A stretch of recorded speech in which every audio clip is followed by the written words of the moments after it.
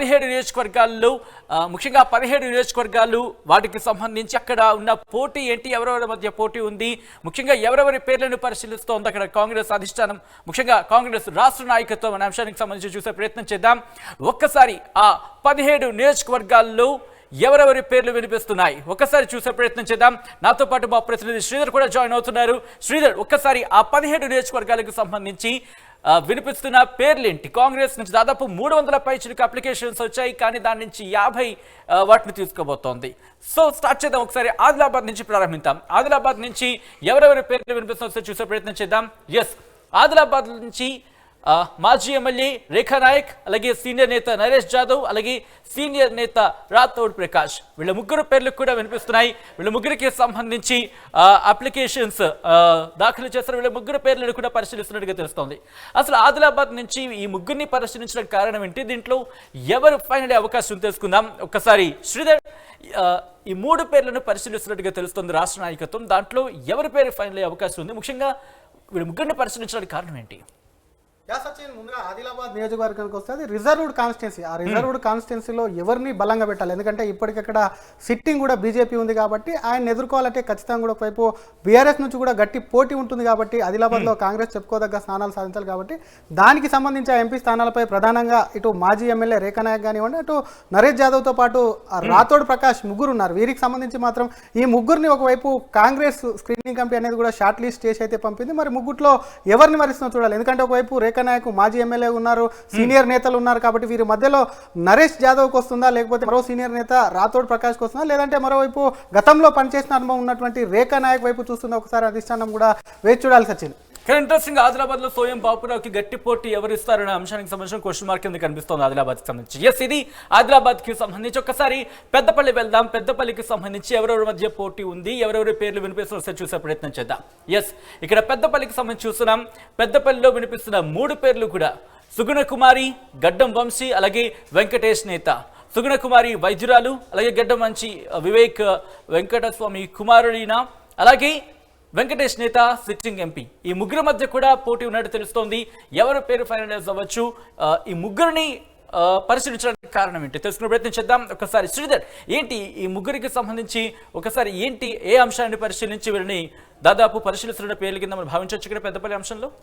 డెఫినెట్గా ఒకవైపు పెద్దపల్లిలో ఈసారి కాంగ్రెస్ జెండా ఖచ్చితంగా ఎగరేయాలని చెప్పి కూడా కాంగ్రెస్ పార్టీ ఇప్పటికే వ్యూహాలకు కూడా పదును పెట్టి అందులో భాగంగానే సిట్టింగ్ ఎంపీ వెంకటేష్ నేతను కూడా ఈరోజు ఒకవైపు కూడా అటు కాంగ్రెస్ పార్టీకి వీళ్ళు కూడా చేర్చుకున్నటువంటి సిచ్యువేషన్. అంతకుముందు ఉన్నటువంటి నేతలు గడ్డం వంశీ, అటు గడ్డం వివేక్ కుమారుడు అయినటువంటి గడ్డం వంశీ ప్రధానంగా పోటీలో ఉన్నారు. ఆయనతో పాటు వైద్యురాలైనటువంటి సుగుణ కుమారి కూడా రేస్లో ఉందా అని అనుకుంటూనే అనూహ్యంగా కాంగ్రెస్ పార్టీ మరి వెంకటేష్ నేతను ఈరోజు పార్టీలో అయితే చేర్చుకుంది. పార్టీకి సంబంధించి ఇప్పటికే గతంలో వివేక్ ఇక్కడ పార్టీలో చేరినప్పుడు ఆయన కుమారుడు వంశీకి కూడా ఒకవైపు టికెట్ కన్ఫర్మ్ అయ్యాకను కూడా పార్టీలో చేరారు కాబట్టి దానికి సంబంధించి మాత్రం ఈ ముగ్గురు పేర్లను షార్ట్ లిస్ట్ చేసింది. ప్రధానంగా ఒకవైపు కూడా గడ్డం వంశీ వెంకటేష్ నేత, ఎందుకంటే ఆయన సిట్టింగ్ ఎంపీగా ఉన్నారు. ఆయన ఇవ్వకపోతే మళ్ళీ ఆయన పార్టీ అష్యూరెన్స్ తోనే, అంటే టికెట్ అష్యూరెన్స్ తోనే పార్టీలో చేరుతారని ఇప్పటికే ఒక చర్చ అయితే కొనసాగుతుంది కాబట్టి ప్రధానంగా గడ్డం వంశీ వెంకటేష్ నేత మధ్య పోటీ ఉండే అవకాశాలు కూడా ఉన్నాయి. రైట్, ఇది పెద్దపల్లికి సంబంధించి. దాంతోపాటు ఒకసారి కరీంనగర్ గురించి మాట్లాడుకునే ప్రయత్నం చేద్దాం. ఎందుకంటే శ్రీధర్, కరీంనగర్ కూడా చాలా ఇంట్రెస్టింగ్ నియోజకవర్గం కింద చెప్పుకోవాలి. ఎందుకంటే బీజేపీకి సంబంధించి ఒక వైబ్ ఉందని చెప్పుకుంటున్న పరిస్థితి అక్కడ. ఈ నేపథ్యంలో కాంగ్రెస్ కి సంబంధించి అక్కడ పాగా వేసేందుకు తీవ్రంగానే కసరత్తు చేస్తోంది.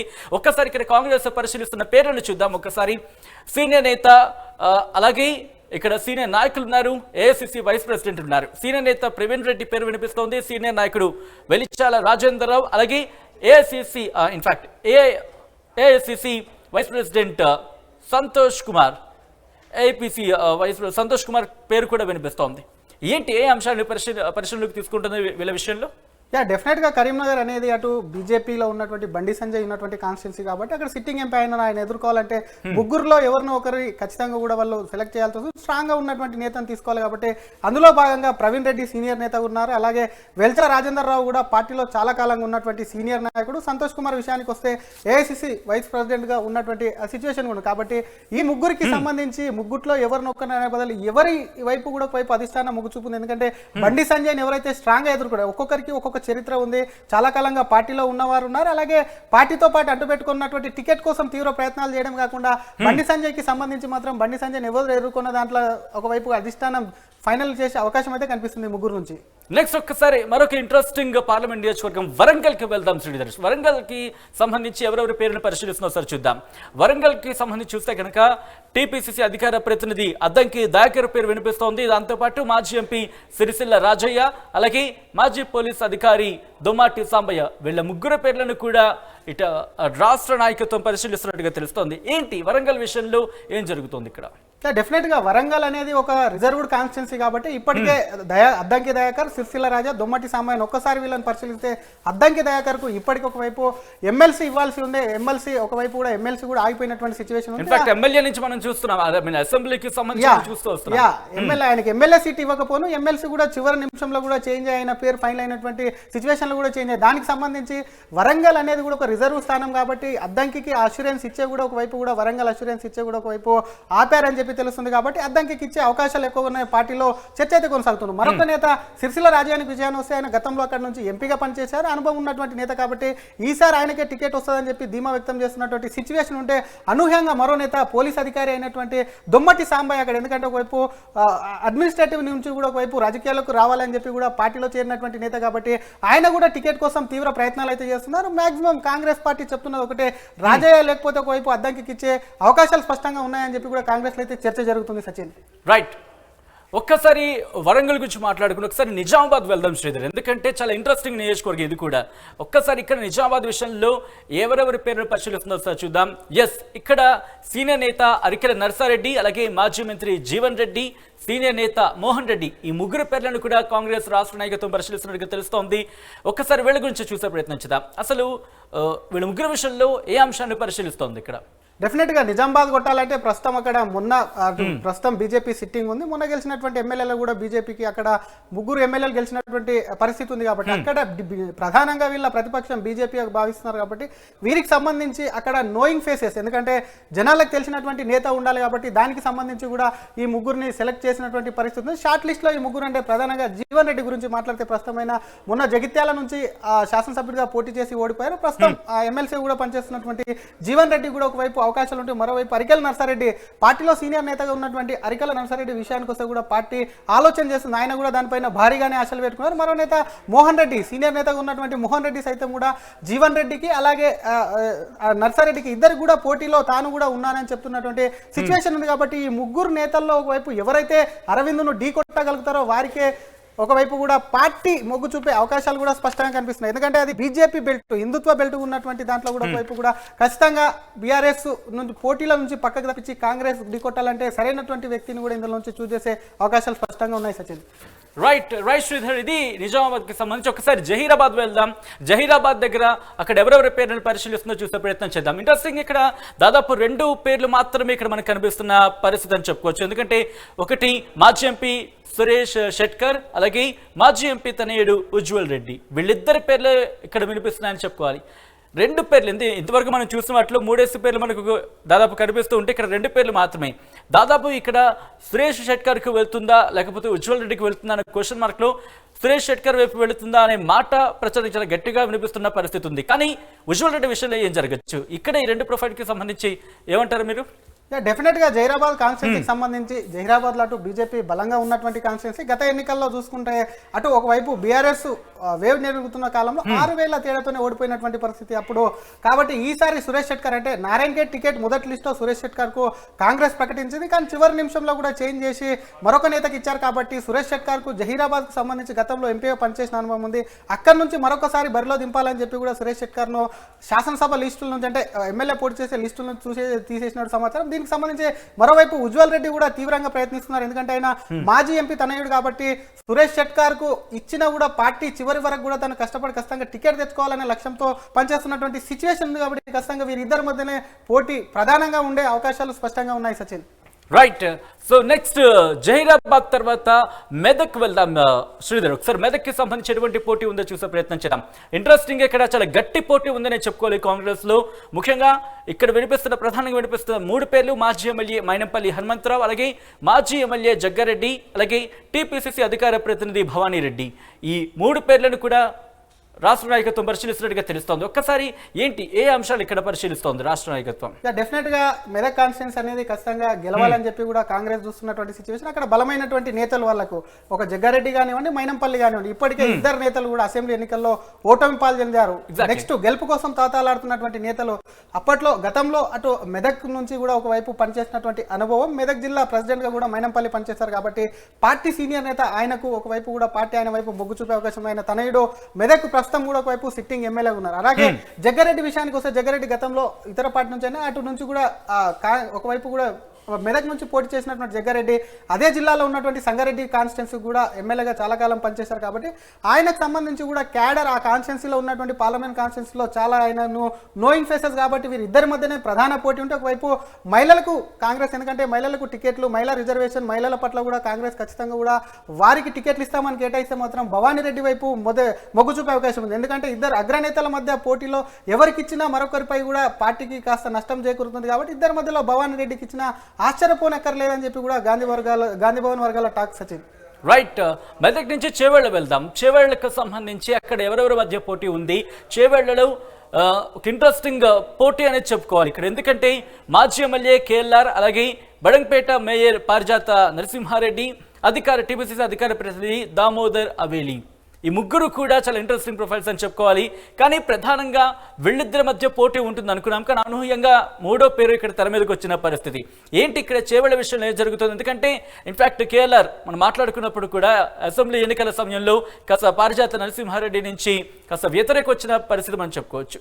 ఏం జరుగుతుంది ఇక్కడ చేవేళ్ల విషయంలో? చేవేళ్ల కాన్స్టిట్యున్సీకి ఒక్కసారి చూసుకుంటే కేఎల్ఆర్, పారిజాత నరసింహారెడ్డి ప్రధానంగా వాళ్ళిద్దరి మధ్యలోనే పోటీ ఉండే అవకాశాలు ఉన్నాయి. ఎందుకంటే ఒకవైపు మొన్న జరిగినటువంటి అసెంబ్లీ ఎన్నికలు ఏదైతే ఉందో మహేశ్వరం టికెట్ ఆశించినటువంటి పారిజాత నరసింహారెడ్డికి ఒకవైపు తనను కాదని, బడంగపేట మేయర్ను కాదని, కూడా మేయర్ స్థానంలో ఉన్నటువంటి ఆమెను కాదని అనూహ్యంగా అక్కడ కేఎల్ఆర్ను తీసుకొచ్చి కూడా అక్కడ నిల్చోబెట్టింది. కానీ కేఎల్ఆర్ అక్కడ ఓటమి చెందారు. కానీ నెక్స్ట్ వెంటనే పార్టీ కూడా ఒకవైపు పారిజాత నరసింహారెడ్డికి చేవేళ్ల టికెట్కు సంబంధించి, ఎంపీ టికెట్ సంబంధించి అష్యూరెన్స్ ఇచ్చినట్టు కూడా సమాచారం. దీనికి సంబంధించి గట్టిగానే, ఎందుకంటే ఇందాక చెప్పుకున్నాం మహిళలకు ఇవ్వాల్సి వస్తే స్ట్రాంగ్ లేడీ, అలాగే ఒకవైపు కాంగ్రెస్ లో పేరున్నటువంటి నేత ప్రస్తుతం బడంగపేట మేయర్గా ఉన్నటువంటి పారిజాత నరసింహారెడ్డి, అలాగే కేఎల్ఆర్ కూడా డబ్బులు ఖర్చు పెట్టుకుంటారు. తనకు సంబంధించి గతంలో ఎమ్మెల్యేగా పనిచేసిన అనుభవం ఉంది కాబట్టి ఆయనకు వాళ్ళిద్దరి మధ్యలో ప్రధాన పోటీ ఉంటే అనూహ్యంగా వాళ్ళిద్దరి మధ్యలో పోటీలో కూడా ఒకవైపు కూడా దామోదర్ అవేలి, అధికార ప్రతినిధి ఉన్నటువంటి దామోదర్ అవేలి సైతం కూడా పోటీలో తానేం తక్కువ కాదు, తను కూడా రేస్ లో ఉన్నాను. ఎందుకంటే చెవెళ్ళ అనేది హైదరాబాద్ కు ఆనుకుని ఉన్నటువంటి కాన్స్టిట్యున్సీ, చాలా నగరంలో ఉన్నటువంటి 4 కాన్స్టిట్యున్సీల్లో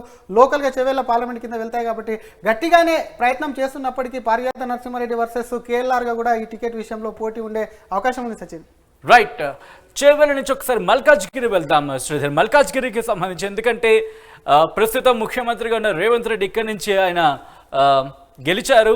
సో అక్కడ ఎటువంటి పరిస్థితి ఉందో సార్ చూసే ప్రయత్నం చేద్దాం. గతంలో జరిగిన ఎన్నికలకు సంబంధించి ఆయన గెలిచారు కాబట్టి ఇక్కడ ఒక ఇంట్రెస్టింగ్ ప్రొఫైల్స్ కనిపిస్తుంది. ఎందుకంటే మాజీ ఎంపీ సర్వే సత్యనారాయణ పేరు వినిపిస్తుంది, సినీ నిర్మాత బండ్ల గణేష్ పేరు వినిపిస్తోంది, అలాగే రేవంత్ రెడ్డి సోదరుడు కొండలరెడ్డి పేరు కూడా వినిపిస్తోంది. ఇక్కడ ఎటువంటి అంశాన్ని పరిశీలిస్తోంది? ఎవరి వైపు మొగ్గు చూపే అవకాశం ఉంది అధిష్టానం? డెఫినెట్ గా ప్రస్తుతం అన్ని పార్టీలకు మల్కాజ్గిరి అనేది ఒక హాట్ కేక్ లా మారిందని చెప్పాలి. అక్కడ దాదాపుగా దేశంలోని అతిపెద్ద పార్లమెంట్ అయినటువంటి మల్కాజ్గిరిలో ఏ జెండా ఎగరవేస్తే అక్కడ ఉన్నటువంటి అసెంబ్లీలో కూడా అసెంబ్లీ స్థానంలో ప్రభావితం చేసే అవకాశం ఉంది. అది నగరం నడిబొడ్డున కాబట్టి దానికి సంబంధించి అన్ని పార్టీలలో కాంగ్రెస్ లో కూడా తీవ్రమైనటువంటి పోటీ ఉంది. ప్రధానంగా గతంలో ఎంపీగా పనిచేసిన, కేంద్ర మంత్రిగా పనిచేసినటువంటి సర్వే సత్యనారాయణ కూడా అక్కడ నుంచి మళ్ళీ టికెట్ ఆశిస్తున్నారు. మల్కాజ్గిరి బరిలో తనే ఉంటాను కాబట్టి ఖచ్చితంగా ఈసారి అక్కడ కాంగ్రెస్ జెండా ఎగరవేయడం ఖాయమని ధీమా వ్యక్తం చేస్తుంటే అనూహ్యంగా మొన్ననే ఒకవైపు ఎంపీ టికెట్లకు సంబంధించి ఒకవైపు ఎప్పుడైతే కాంగ్రెస్ అప్లికేషన్ తీసుకుంటుందో బండ్ల గణేష్ అక్కడ నుంచి బరిలో ఉండాలని చెప్పి కూడా, పోటీలో ఉంటానని చెప్పి కూడా అప్లికేషన్ అయితే చేసుకున్నారు. మరోవైపు రేవంత్ రెడ్డి సోదరుడు అటు కొండలరెడ్డి సైతం కూడా మల్కాజ్గిరి పార్లమెంట్ స్థానం నుంచి పోటీ చేస్తారని చెప్పి ఇప్పటికే గాంధీ భవన్ వర్గాల్లో పెద్ద ఎత్తున చర్చ జరుగుతుంది. మరి ఒకవేళ రేవంత్ రెడ్డి అదే కాన్స్టిట్యున్సీ నుంచి ఉండి పీసీసీ అయ్యారు కాబట్టి దానికి సంబంధించి ఇవ్వాలనుకుంటే ఒకవేళ రేవంత్ రెడ్డి వాళ్ళ సోదరుడి పేరు టిక్ చేస్తే మాత్రం ఖచ్చితంగా కొండలరెడ్డికి వెళ్ళే అవకాశం అయితే కనిపిస్తుంది. లేదంటే బండ్లా వర్సెస్ సర్వే సత్యనారాయణ ఇద్దట్లో ఎవరికి వచ్చే అవకాశం అయితే స్పష్టంగా ఉందని చెప్పొచ్చు. సచిన్ రైట్, మల్కాజ్గిరి నుంచి నెక్స్ట్ మహబూబ్ నగర్ వెళ్దాం. మహబూబ్ నగర్ లో ఇక్కడ ఎటువంటి పరిస్థితి ఉంది? ఎవరెవరి మధ్య పోటీ ఉందో సార్ చూసే ప్రయత్నం చేద్దాం. కాంగ్రెస్ కి సంబంధించి ఇక్కడ మాజీ ఎమ్మెల్యే వంశీ చందర్ రెడ్డి పేరు వినిపిస్తోంది, అలాగే సీనియర్ నేత మన్నే జీవన్ రెడ్డి పేరు వినిపిస్తోంది, అలాగే కాంగ్రెస్ నేత జిల్లెల ఆదిత్యారెడ్డి. ఈ ముగ్గురు పేర్లను కూడా రాష్ట్ర నాయకత్వం పరిశీలిస్తున్నట్టుగా తెలుస్తోంది. ఇక్కడ ఏం జరుగుతోంది? మహబూబ్ నగర్ విషయంలో ఏం జరుగుతోంది శ్రీధర్? యా సచిన్, అటు మహబూబ్ నగర్ కు సీఎం రేవంత్ రెడ్డి సాక్షాత్తుగా పార్లమెంట్ ఇన్ఛార్జి ఉన్నారు. దానికి సంబంధించి ఇప్పటికే వంశీచందర్ రెడ్డికి పార్టీ క్లియర్ ఇచ్చినట్టు సమాచారం. దాంట్లో భాగంగానే వంశీచందర్ రెడ్డి మహబూబ్ నగర్ లో కూడా ఒకవైపు కూడా పాదయాత్ర అయితే మొదలు పెట్టారు. పార్లమెంట్ పరిధిలో ఉన్నటువంటి ఊరూరా తిరుగుతున్నటువంటి వంశీచందర్ రెడ్డి తనకే టికెట్ వస్తుందని ఇప్పటికి ఒకవైపు అనుచరులకు చెప్తున్నటువంటి పరిస్థితి. ఆయనే కాకుండా ఈ రోజు తాజాగా పార్టీలో చేరినటువంటి మన్య జీవన్ రెడ్డి సీనియర్ నేత, ఆయన ఈరోజు పార్టీలో చేరారు. ఆయనకు సంబంధించి కూడా టికెట్ కోసం అష్యూరెన్స్ తో ఒకవైపు పార్టీలో చేరారని ఒకవైపు చర్చ జరుగుతుంది. మరొక నేత వీరిద్దరికి పోటీ కూడా జిల్లెల ఆదిత్యరెడ్డి, కాంగ్రెస్ సీనియర్ నేతగా ఉన్నటువంటి జిల్లెల ఆదిత్యరెడ్డి సైతం కూడా, ఎందుకంటే మహబూబ్నగర్కు సంబంధించి రేవంత్ రెడ్డి ఇన్ఫ్లుయెన్స్ ఉంటుంది, ఆయన ఇన్ఛార్జిగా ఉంటాడు కాబట్టి ఖచ్చితంగా అక్కడైతే బయటపడవచ్చు, కాంగ్రెస్ జెండా ఎగరవేయచ్చు అనే లక్ష్యంతో కూడా ఈ ముగ్గురు నేతలు పోటీ పడుతున్నప్పటికీ కూడా వంశీచందర్ రెడ్డికి ఒకవైపు అధిష్టానం, ఎందుకంటే తనకు హైకమాండ్ లో కూడా పట్టున్నటువంటి నేత వంశీచందర్ రెడ్డి కాబట్టి తను ఖచ్చితంగా వంశీచందర్ రెడ్డి వైపు కూడా ఆ టికెట్ మొగ్గు చూపే అవకాశం ఉందని చెప్పి కూడా గాంధీభవన్ వర్గాలు చెప్తున్నటువంటి పరిస్థితి. సచిన్ రైట్, ఒక్కసారి నాగర్ కర్నూలుకి సంబంధించి ఎటువంటి పోటీ ఉంది చూద్దాం టికెట్ విషయంలో. ఎస్, నాగర్ కర్నూలు నుంచి ఇటు రాష్ట్ర నాయకత్వం పరిశీలిస్తున్న పేర్లు కనుక ఒకసారి అబ్జర్వ్ చేసి మాజీ ఎమ్మెల్యే సంపత్ కుమార్ పేరు వినిపిస్తోంది, అలాగే మాజీ ఎంపీ మల్లు రవి పేరు కూడా వినిపిస్తోంది, అలాగే PCC general secretary Charakonda Venkatesh పేరు కూడా వినిపిస్తోంది. ఇక్కడ ఏం జరుగుతుంది నాగర్ కర్నూలు విషయంలో దాదాపు మల్లు రవి అలాగే సీనియర్స్ కింద చెప్పుకోవచ్చు ముగ్గురు కూడా. ఇన్ఫాక్ట్ ఇక్కడ ఏం జరుగుతుంది, ఎవరి పేరు ఫైనల్ అయ్యే అవకాశం ఉంది అనుకోవచ్చు. యా సచిన్, నాగర్ కర్నూలు అనేది రిజర్వ్డ్ స్థానం అయినప్పటికీ కూడా అక్కడ ఉన్నటువంటి పోటీలో ఉన్నటువంటి నేతలు మాత్రం ప్రధానమైనటువంటి నేతలు. ఒకవైపు మల్లు రవి ముందు నుంచి కూడా నాగర్ కర్నూలు ఎంపీగా పోటీ చేయాలని చెప్పి కూడా మొన్న ఎమ్మెల్యే కూడా పోటీ చేయలేదు. దానికి సంబంధించి కూడా అక్కడ ఎంపీగా కూడా పోటీ చేసేందుకు అంత రంగం సిద్ధం చేసుకున్న వేళ ఒకవైపు ఆయనను ఢిల్లీకి కూడా సలహాదారుగా, ప్రత్యేక సలహాదారుగా నియమిస్తూ కూడా పార్టీ నిర్ణయం తీసుకుంది. అంటే పోటీల నుంచి మల్లు రవిని తప్పించారా అనే చర్చ కూడా ఒకవైపు కాంగ్రెస్ లో సాగుతున్నటువంటి పరిస్థితి. మరొక నేత సంపత్ కుమార్ కు సంబంధించి మాజీ ఎమ్మెల్యేగా ఉన్నారు. ఆయన ఇప్పటికే కూడా రిజర్వ్ స్థానం కాబట్టి ఏఐసిసి నేతగా ఉన్నటువంటి సంపత్ కుమార్ కూడా అక్కడ ఇచ్చే యోచనలు కూడా పరిశీలన చేస్తున్నట్టు కూడా సమాచారం. ఈయనతో పాటు వీరిద్దరికి పోటీగా ఇద్దరు పేర్లు నోయింగ్ ఫేసెస్ అయినప్పుడు కూడా Charakonda Venkatesh PCC general secretary ఉన్నారు కాబట్టి ఆయన సైతం కూడా ప్రస్తుతం కూడా ఈ టికెట్ కోసం తీవ్రంగా ప్రయత్నాలు అయితే చేస్తున్నారు. ముఖ్యంగా ఈ ముగ్గురు మధ్యలో చూసుకున్నట్టయితే మల్లు రవిని మరి దాదాపుగా తప్పించినట్టే అని చెప్పి ఇందాక చెప్పినట్టయితే చర్చ జరుగుతుంది. కానీ మల్లు రవి మాత్రం ఖచ్చితంగా ఎంపీ బరిలో ఉంటున్నారు కాబట్టి మల్లు రవి వర్సెస్ సంపత్ కుమార్ ఉండే అవకాశాలు కూడా ఉన్నాయని చెప్పొచ్చు. సచిన్ రైట్, నాగర్ కర్నూలు నుంచి నల్గొండ వెళ్దాం. నల్గొండకి సంబంధించి అక్కడ ఎవరెవరిని పరిశీలిస్తుందో ఒకసారి ఆ పేర్లను చూద్దాం మనం. ఇక్కడ జానారెడ్డి కుమారుడు రఘువీరారెడ్డి, అలాగే సీనియర్ నేత పటేల్ రమేష్ రెడ్డి, అలాగే మాజీ మంత్రి జానారెడ్డి, వీళ్ళ ముగ్గురు మధ్య కూడా తీవ్రమైన పోటీ ఉండే అవకాశం కనిపిస్తోంది. కానీ ఇక్కడ ఇంట్రెస్టింగ్ గా ఒక ఉత్కంఠ వాతావరణం కనిపించిందని చెప్పుకోవాలి అసెంబ్లీ ఎన్నికల టైంలో. ఎందుకంటే పటేల్ రమేష్ రెడ్డి పార్టీ మారుతారనే ప్రచారం జరిగింది, ఆ తర్వాత ఒక నాటకీయ పరిణామం చూసాం. ఈ నేపథ్యంలో ఏంటి ఇక్కడ ఒక టఫ్ ఫైట్ కనిపిస్తోంది, పటేల్ రమేష్ రెడ్డికి వెళ్తుందా లేకపోతే మిగతా వాళ్ళ వైపు మొగ్గు చూపొచ్చా? డెఫినెట్ గా నల్గొండ స్థానం అనేది ఇప్పటికీ అక్కడ కాంగ్రెస్ అనేది భారీగానే సీట్లు సాధించింది కాబట్టి ఆ కాన్స్టిట్యున్సీకి సంబంధించి కూడా వైపు చూసుకున్నట్టయితే కాంగ్రెస్ స్ట్రాంగ్ గా ఉన్నటువంటి నియోజకవర్గం కాబట్టి నేతలు భారీగానే ఆశలు పెంచుకున్న సీటు ఖచ్చితంగా కాంగ్రెస్ గెలుస్తుందనే ధీమతో ఉన్నారు కాబట్టి దాంట్లో పోటీలో భాగంగా రఘువీరారెడ్డి అటు జానారెడ్డి కుమారుడు కానివ్వండి జానారెడ్డి ఇద్దరు పోటీ పడుతున్నారు. వీళ్ళిద్దరిలో ఒకవేళ జానారెడ్డి కూడా పోటీలో ఉంటానంటే ఖచ్చితంగా కూడా ఆయనకే ఇస్తారు. అప్పుడు పటేల్ రమేష్ రెడ్డి వర్సెస్ జానారెడ్డిగా మాత్రం ఖచ్చితంగా పటేల్ రమేష్ రెడ్డి సీనియర్ నేత అయినప్పటికీ కూడా మొన్న మీరన్నట్టే అలిగేషన్స్ కూడా వచ్చాయి, పార్టీ మారుతారని అలిగేషన్స్ వచ్చినాయి కాబట్టి డెఫినెట్ గా వీరిద్దరిలో ఎవరికో ఒకరికి జానారెడ్డి, ఎందుకంటే జానారెడ్డి పోటీ చేస్తానంటే సీనియర్ నేతగా ఉన్నాడు, చాలా అనుభవం ఉన్న నేత కాబట్టి ఆయనకే ఇవ్వచ్చు. లేదంటే పటేల్ రమేష్ రెడ్డి వర్సెస్ రఘువీరారెడ్డి చూసినప్పుడు మాత్రం ఈ క్యాలిక్యులేషన్ అనేది కూడా డిఫరెంట్ గా చూసి జానారెడ్డి ఎట్లాగో పోటీ లేరు కాబట్టి రఘువీరారెడ్డి వైపు మొగ్గు చూపే అవకాశం ఉంది. లేదంటే అటు పార్టీ మారేందుకు సిద్ధమైనటువంటి రఘువీరారెడ్డి పటేల్ రమేష్ రెడ్డికి సంబంధించి మాత్రం చూసుకున్నట్టయితే పార్టీ టికెట్ ఇచ్చే అవకాశం, పార్టీ మారకుండా కూడా పార్టీ ఓళ్ళలో పెట్టేందుకు ఇచ్చే అవకాశాలు అయితే చెప్పొచ్చు. ఫైనల్ గా చూసుకుంటే జానారెడ్డి ఒకవేళ ఇవ్వాలనుకుంటే జానారెడ్డి పోటీలో ఉంటే ఆయనకి ఇచ్చే అవకాశాలు స్పష్టంగా ఉన్నాయని చెప్పొచ్చు. సచిన్ రైట్, నల్గొండ నుంచి ఒకసారి భువనగిరి వెళ్దాం. భువనగిరిలో ఎటువంటి పరిస్థితి ఉందో ఒకసారి చూసే ప్రయత్నం చేద్దాం. భువనగిరి విషయానికి వస్తే కనుక ఇక్కడ కోమటిరెడ్డి ఫ్యామిలీ నుంచి కోమటిరెడ్డి సూర్య పవన్ రెడ్డి పేరు వినిపిస్తోంది, అలాగే సీనియర్ నేత చామల కిరణ్ కుమార్ రెడ్డి పేరు వినిపిస్తోంది, యూత్ కాంగ్రెస్ ప్రెసిడెంట్ శివసేన రెడ్డి పేరు కూడా వినిపిస్తోంది. ఇక్కడ భువనగిరి విషయంలో ఏం జరుగుతోంది, ఇక్కడ దాదాపు చూస్తే కనుక నోన్ ఫేసెస్ కింద చెప్పుకోవాలి మూడు కూడా. ఎటువంటి క్యాలిక్యులేషన్స్ ఉండే అవకాశం ఉంది ఇక్కడ కాంగ్రెస్ నుంచి? డెఫినెట్ గా సచిన్, అది భువనగిరి అనేది ప్రస్తుతం కాంగ్రెస్ సిట్టింగ్ స్థానం. ఇక్కడ నుంచి కోమటిరెడ్డి వెంకటరెడ్డి కూడా సిట్టింగ్ ఎంపీ కూడా మొన్న మంత్రి కూడా. దీనికి సంబంధించి మాత్రం ఇక్కడ నుంచి ఖచ్చితంగా ఆ సీటు హైదరాబాద్ కు ఆనుకొని కూతవేటి దూరంలో ఉంటుంది కాబట్టి కాంగ్రెస్ మరొకసారి జెండా ఎగరేయాలనే వ్యూహంలో భాగంగా ఒకవైపు కోమటిరెడ్డి సూర్యపవన్ రెడ్డి, కోమటిరెడ్డి